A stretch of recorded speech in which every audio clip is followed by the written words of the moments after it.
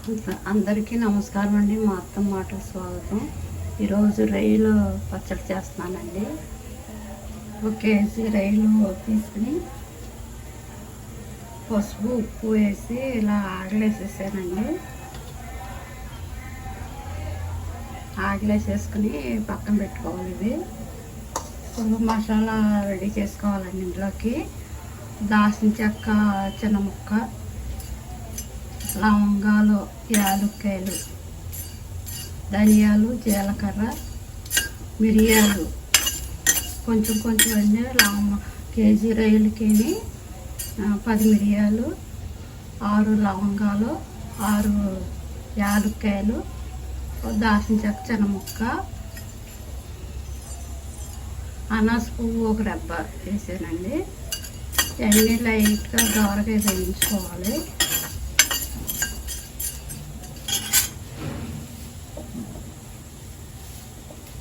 Slow flame మీద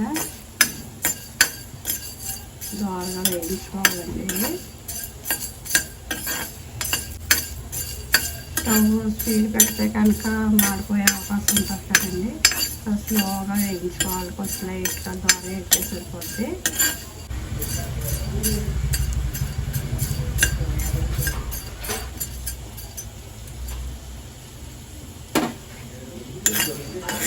ఇవ్వండి ఎగిని దోరగాను. ఇవి పక్కకు తీసుకుని చల్లారిన తర్వాత మెత్తగా గ్రైండ్ చేసుకోవాలి. ఇది మసాలా పొడి. ఇప్పుడు ఆయిల్ వేసుకోవాలండి. ఇందులో ఆయిల్ వేసుకుని రొయ్యలు ఆగలేసిన రొయ్యలు ఉన్నాయి కదండి, ఇవి స్లోగా వేయించుకోవాలండి.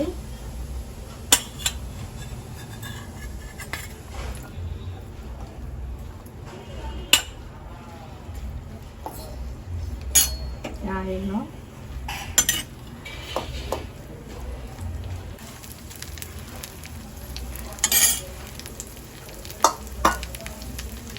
రొయ్యలు వేపేసాను దోరగాను.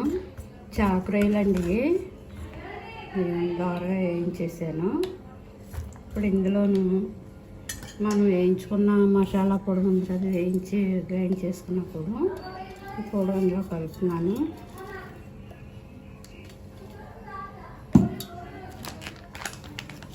తర్వాత సరిపడగా కారం వేసుకోవాలండి. కారం మన టేస్ట్ని బట్టండి. ఎక్కువ తినేవాళ్ళు అయితే కొంచెం కారం ఎక్కువ వేసుకోవచ్చు. కారం పెద్ద ఎక్కువ పట్టడం మసాలా వేసాం కాబట్టి.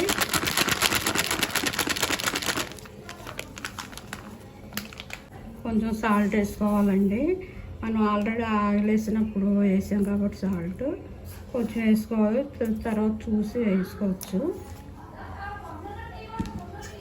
ఇది శుభ్రం పైకి కిందకి శుభ్రం కలుపుకోవాలండి. ఇది అంతా కలిసేలాగా ఈ మసాలాలు, కారం అన్నీ కలిసేలాగా కలుపుకోవాలి. కారం ఉప్పు కలిపేసానండి, మసాలా పొడిను. ఇప్పుడు పులుపు సరిపడా నిమ్మకాయలండి. ఇంట్లోకి నేను 4 నిమ్మకాయలు పడతాయి అనుకుంటున్నాను. పులుపుకు సరిపడగా నిమ్మకాయ పిండుకోవాలండి.